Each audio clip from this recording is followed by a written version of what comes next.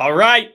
We are live on another Monday. It's another Monday Mindset where we're going to get your mindset right, your marketing right, so you can get your money right. I am super excited for today's show because I have a guest. Normally, I'm up here just ranting myself and rambling, as you guys know, but I have an amazing superstar today. Medicare Misty Bolt is joining me on the show. We're going to talk about mindset. She's built an amazing business. We're going to talk about going all in on brand. Like, she does some phenomenal things and over the top, really, from what most agents do. And it has been really successful for her. So we're going to talk about that. But before we do it, I'm going to cue the intro and I'll see you on the other side.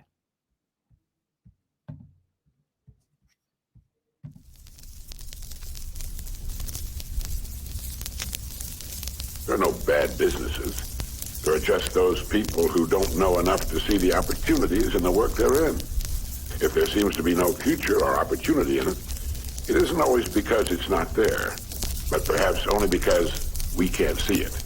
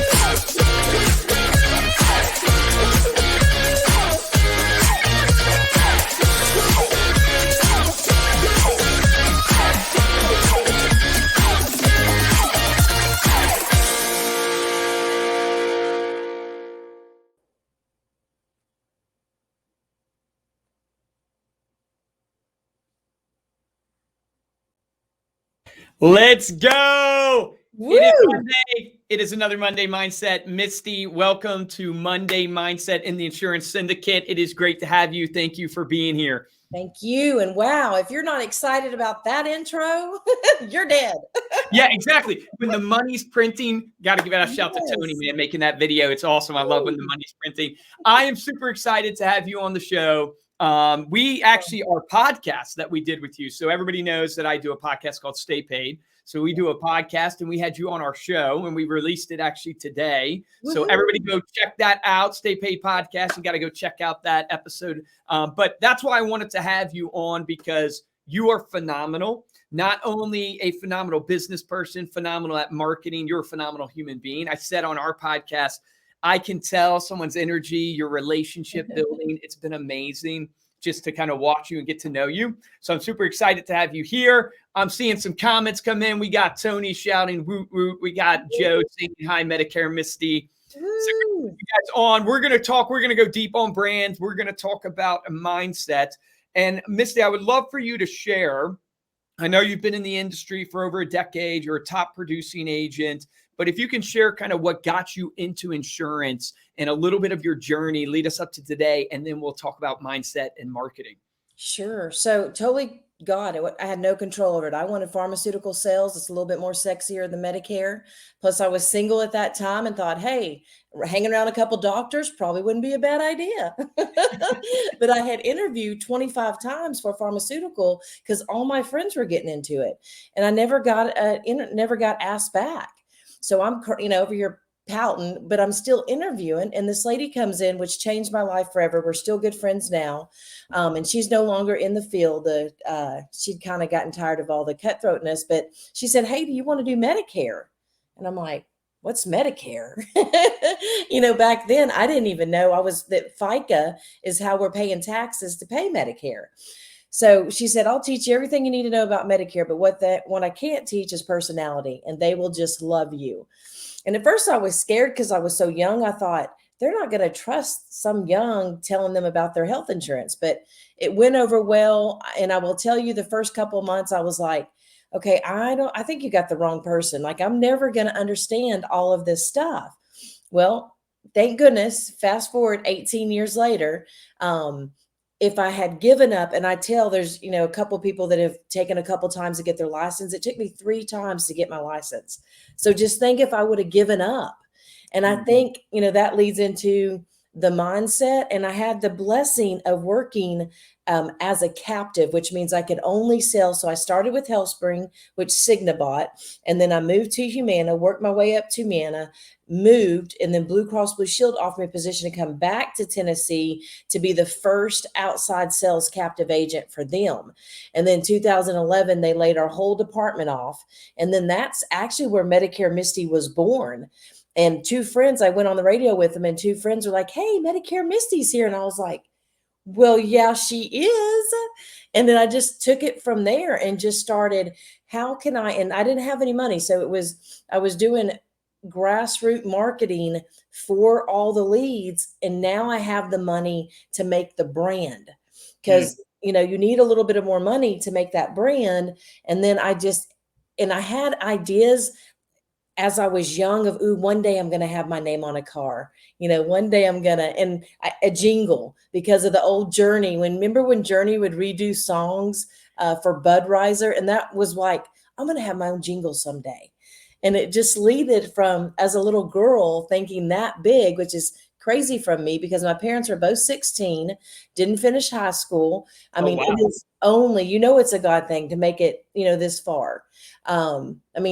The story is just one after another obstacle to keep me from this.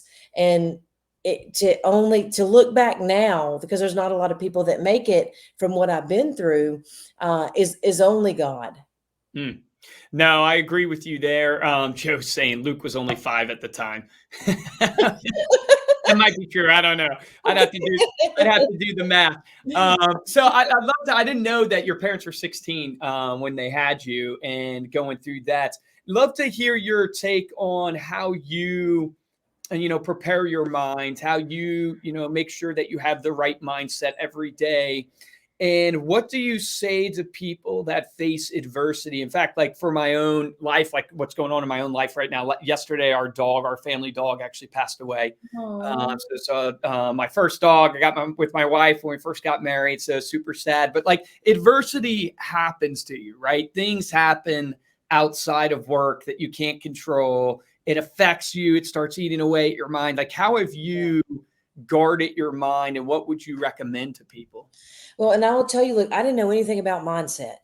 I just knew that I had to get it done. And I knew that there were bigger things out there for me. And I never focused on the obstacle. I just focused on how can I get over it? And it is a drive that I can't explain. I think, when we were on that jet plane going to different states each time, not a lot of people could do even that. We were exhausted. It was one state after one state after one state, and we could have focused on how exhausted we were, but it was like, who else can we help? Who else can we help?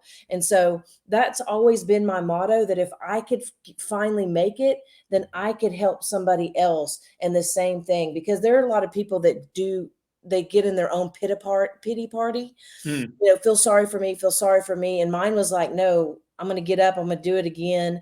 And one of my agents, we were trying to get in this food bank, and the lady kept telling me no. So I kept doing something different. I'd send her a gift. I'd find out what she'd like. I would, how can I help? I would volunteer for a little bit.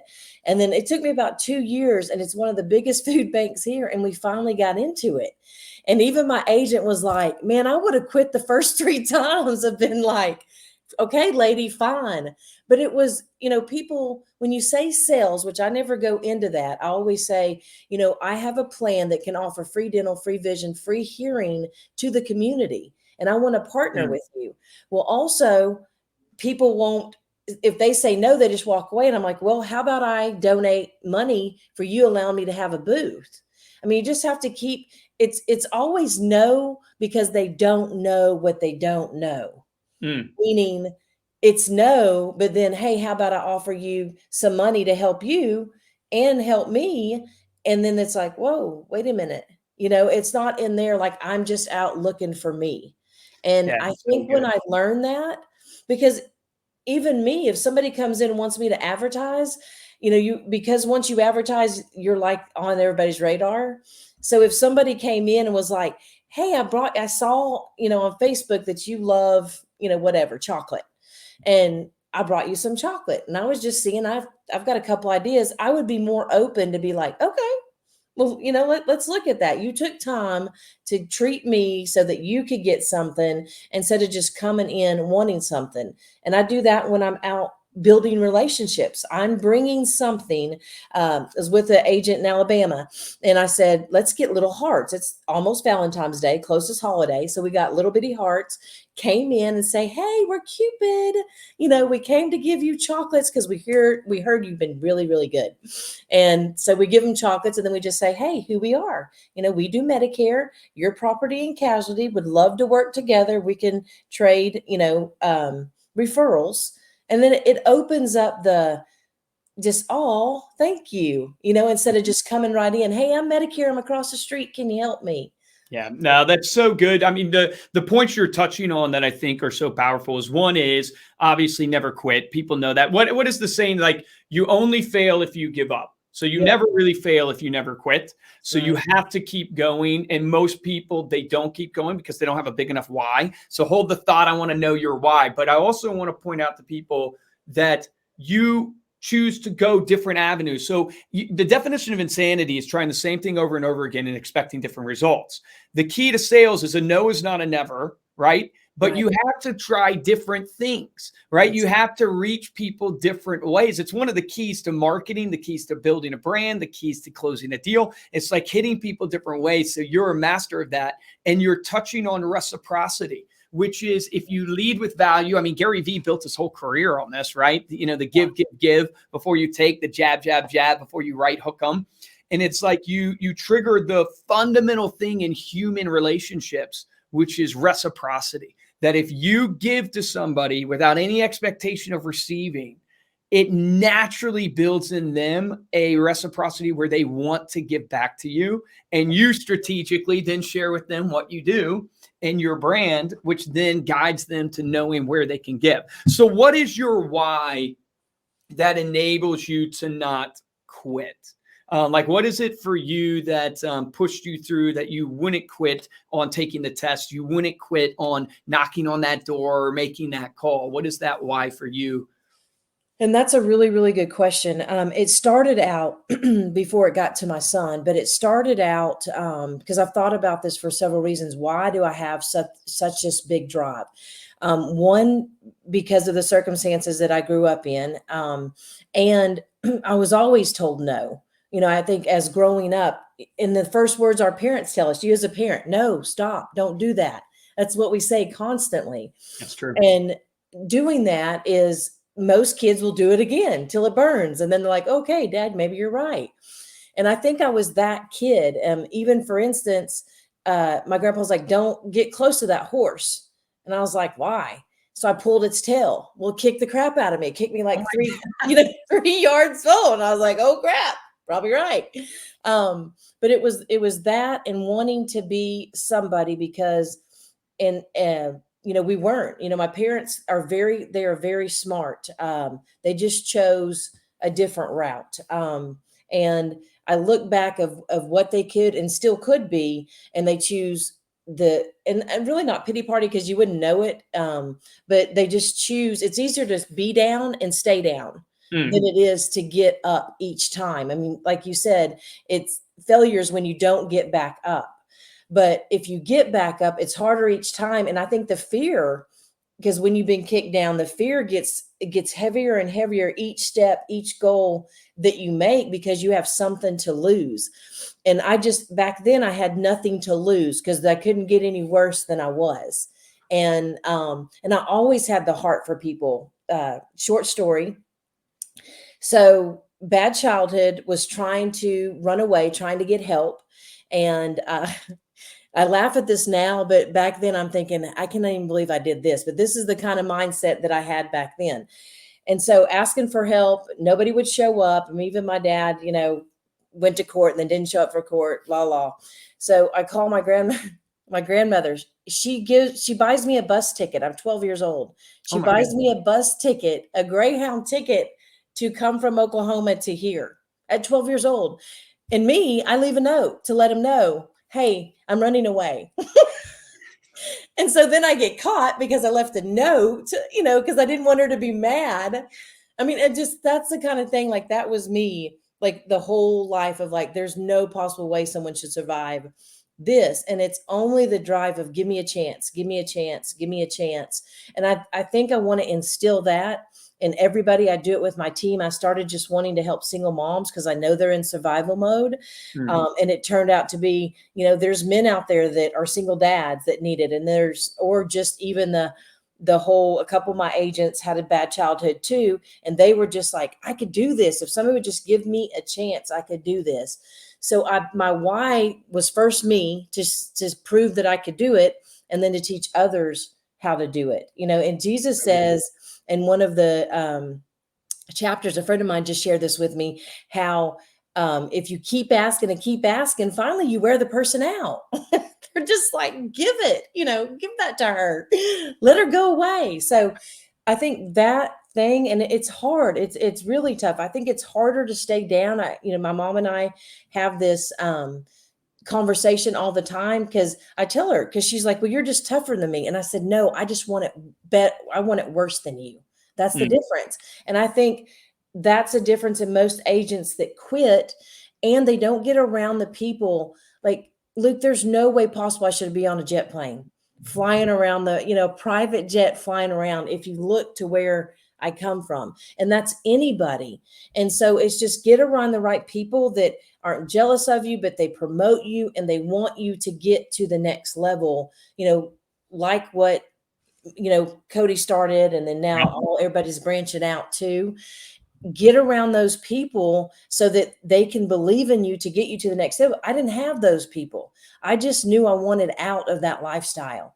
And I knew I was meant for big things, because everything that I've had a dream of as a little girl, they have come true. And things I never imagined about a jet plane. That was never, Well, it shows you the power of visualization. If you've read the book Think and Grow Rich, like so many people talk about the book, but they don't practice the actual habit of visualization, where, I've heard Ed Milet say it this way: you'll rarely ever achieve something that you haven't visited in your mind frequently.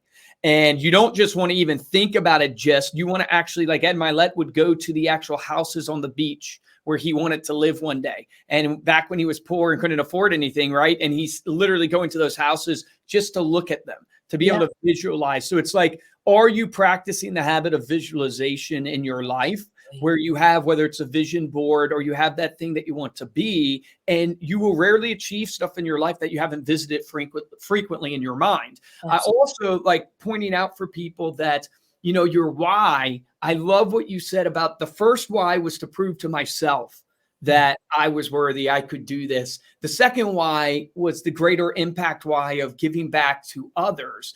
And that is really critical in life, that on days you don't feel like it, especially when you've made it a little bit, because I'm assuming you've made some money now, right? You have some money in the bank. I have some money in the bank. Yeah. And it's harder to get up on the rainy. It's actually snowing here in PA right now. Wow. The snowy days when you're not feeling it, where you've had something happen in your life.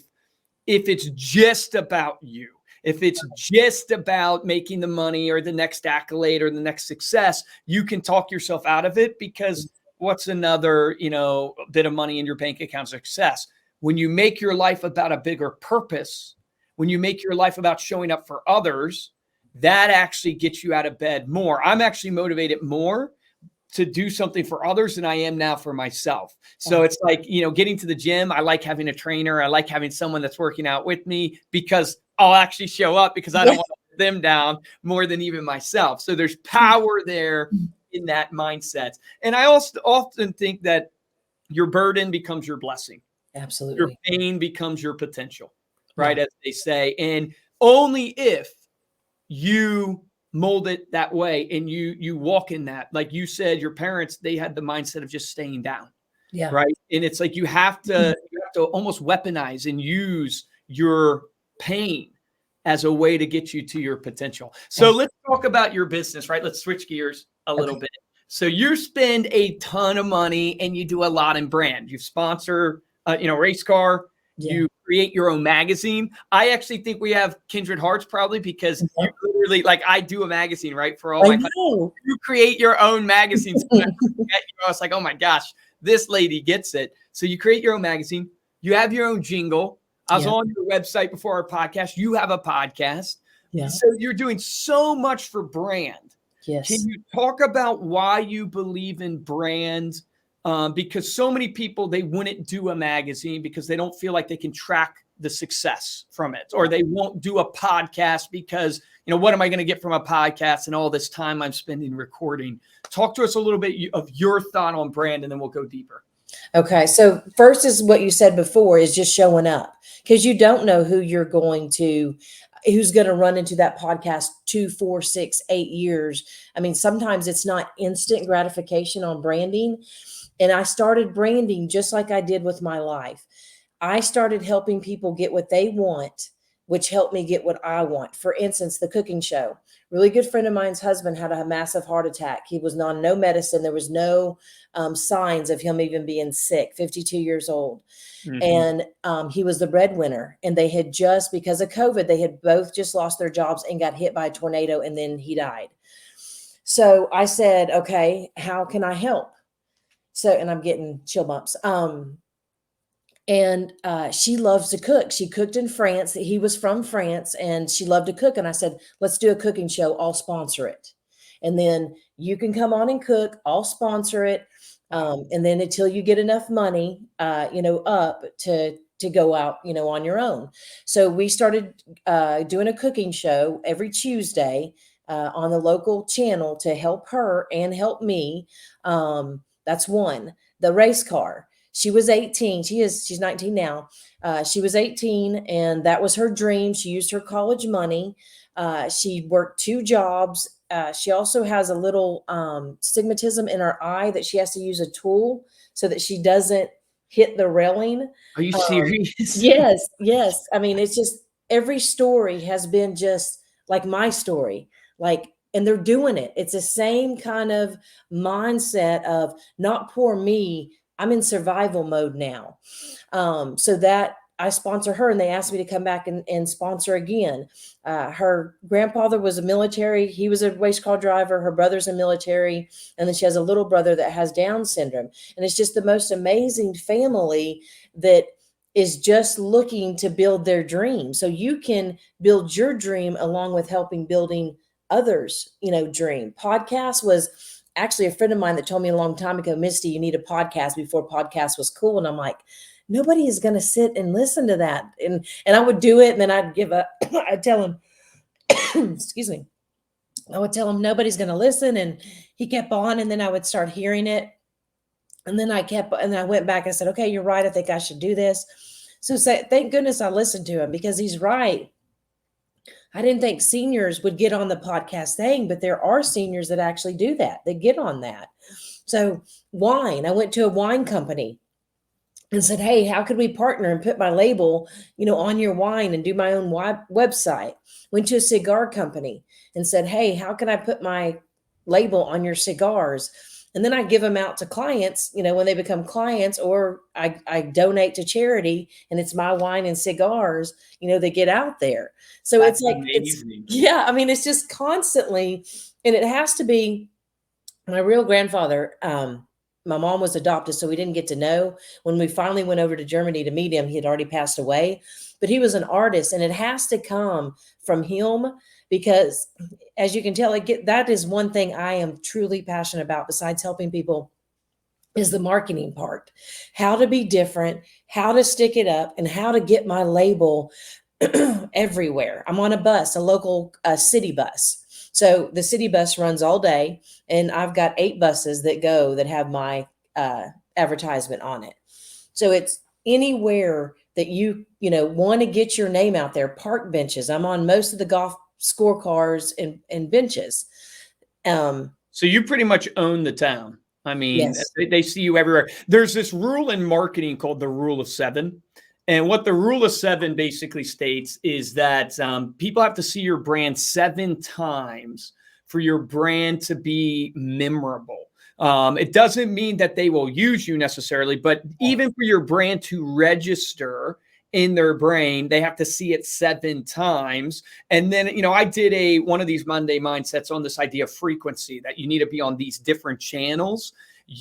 What I love about kind of what I'm hearing for building the brand, and I want to pick your brain on this, is everything you do brand wise connected somehow to something personal or a business that you want to partnership for the most part. Like, it's like the cooking show, the car, there's this story behind it. It's not just about being on a race car, but it's about being on a race car, but also helping this family. Has that been a significant difference maker for how you've chosen your marketing? Absolutely. Because when I went to a friend that was a social media for the racetrack here, and I said, hey, this has been one of my passion. Like, what's the cost of that? I want to see if I can afford it. She goes, well, it depends on how good the driver is, of course. And I said, well, and she goes, but, you need to be careful on who you choose. And so she gave me, a couple of stories, and she goes, why don't you come hang out and meet a couple of the drivers? I said, great idea. So she introduced me for, a couple of them. I met them, hung out with them. And then when I met Danielle, I said, this is it. This is exactly who I want my brand to represent. Her story, she has a rescue. On top of working 2 jobs, she rescues animals. She's got that, I don't want to call it disability, but she got a little obstacle in a way of her dream. And she doesn't let it get in her way. And it's just truly amazing and just kind-hearted. And we have the same stress, and we're 10 years, difference in, and I feel it when she's on the track and when she does bad. And I haven't got to go as many races that I would love to go to. But just to know at that age, she was going actually a little bit more dangerous because she's on a track going really, really fast, but she's in survival mode too, to get her dreams to the next level. So each thing that I've done, my TV show, I have a talk show on Tuesday nights. I didn't know you had a talk show too. Yes. And that has been my dream since. Do any of you who are watching this feel like you're underperforming with your brand? I mean, oh my gosh, you are literally everywhere. We'll talk up like a little bit tactical, like with the race car, with the podcast, with the magazine and stuff like that.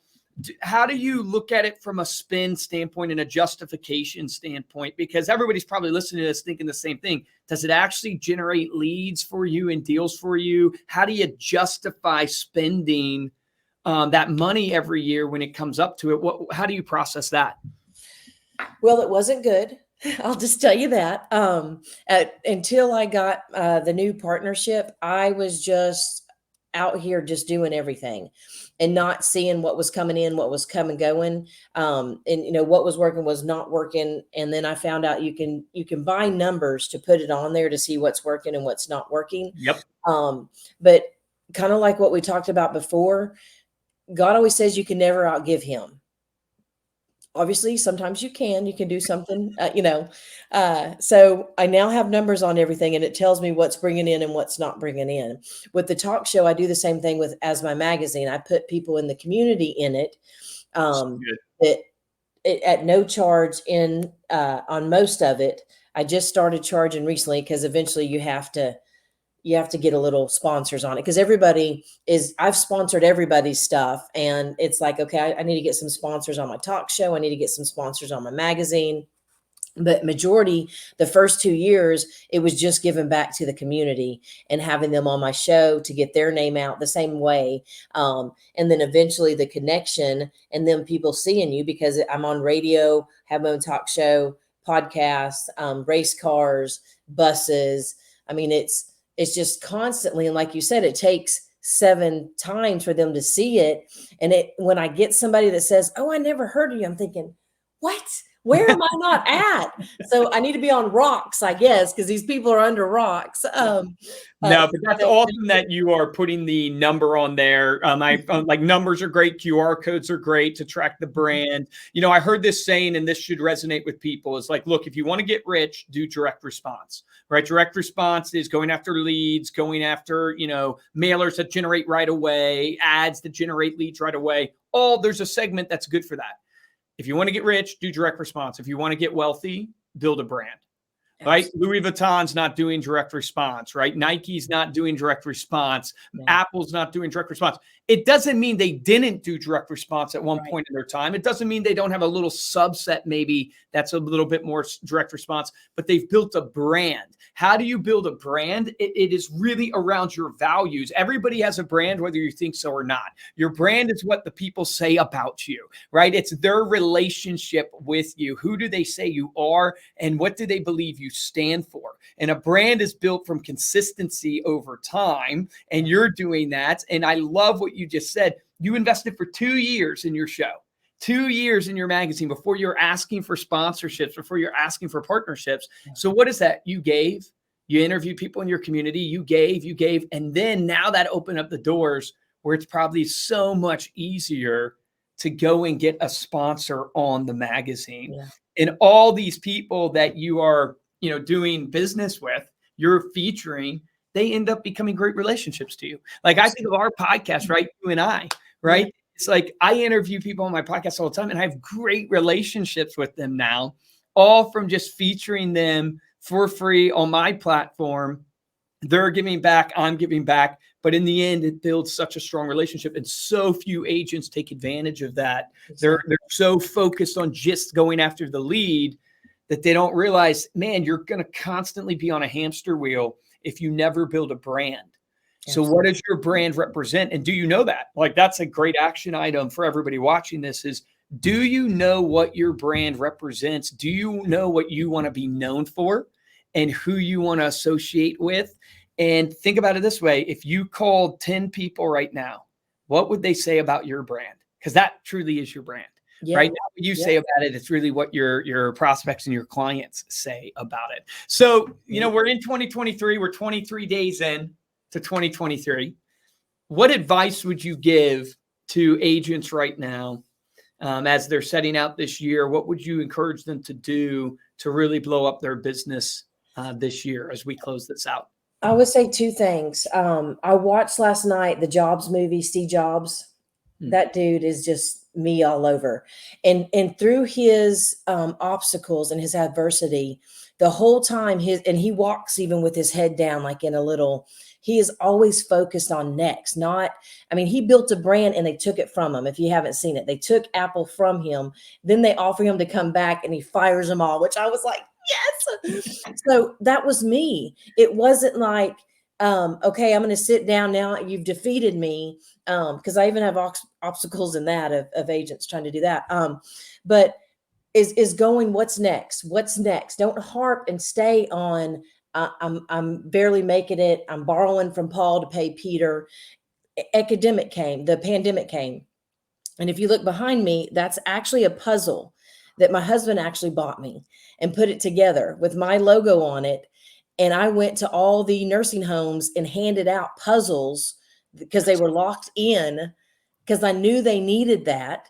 And so that's what I say to you. Don't give up. Don't listen to the naysayers. And I want to leave with one thing that is my favorite thing. Here's to the crazy ones, the misfits, the rebels, the troublemakers, the round pegs in the square holes, the ones who see things differently, the not fond of rule followers.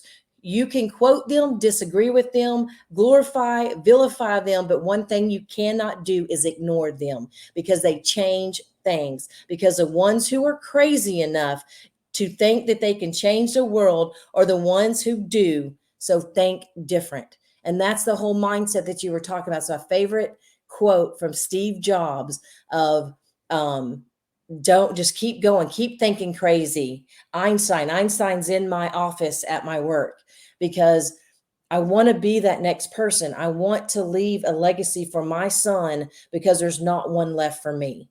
So And to anybody out there, if you have children or if you have, you're full of it, don't listen to them. Just keep going. I mean, I still hear today, you're crazy. And I am. Yeah. Crazy. Hey, you're not getting a few crazies. You're not doing something right. That's right. People aren't pushing back on you a little bit, then you probably aren't trying hard enough. So I love that. I think that is so true. I think, what I get from you that is so powerful that I just want to encourage everybody to do. Who on your list can you do something nice for today, that you can do something different for today? Like, who are 5 people that you can reach out to and do something for them? Think even bigger than that. Who are partnerships? Who are other businesses? What can you do for them today? If you woke up today and there's people that could give you referrals, whether it's assistant living communities, estate planners, financial advisors, real estate agents, whoever, right? What can you do for them today? Absolutely. What can you reach out to help them with their business? And you'll just see massive success in your brand growing because of the power of reciprocity. I love that. Misty, you are amazing. How can people connect with you? I know they can find you on Facebook here. Is there any other place you'd want them to check out? MedicareMisty.com. My jingle's on there. Check that out. And then my husband also has a song on there that he wrote because he's a veteran. So check it out. Call me, inbox me if you need me. Go get your dreams. I love it. Love you. Hey guys, it's Monday. We're starting the week. You got to start it off strong. Remember, the difference between top producers and mediocre producers in every business is top producers take action. Take action on something you heard today. Let's make it a great week. Let's get out there and win. Have a great one, everybody. See ya. Thanks, Misty. Bye.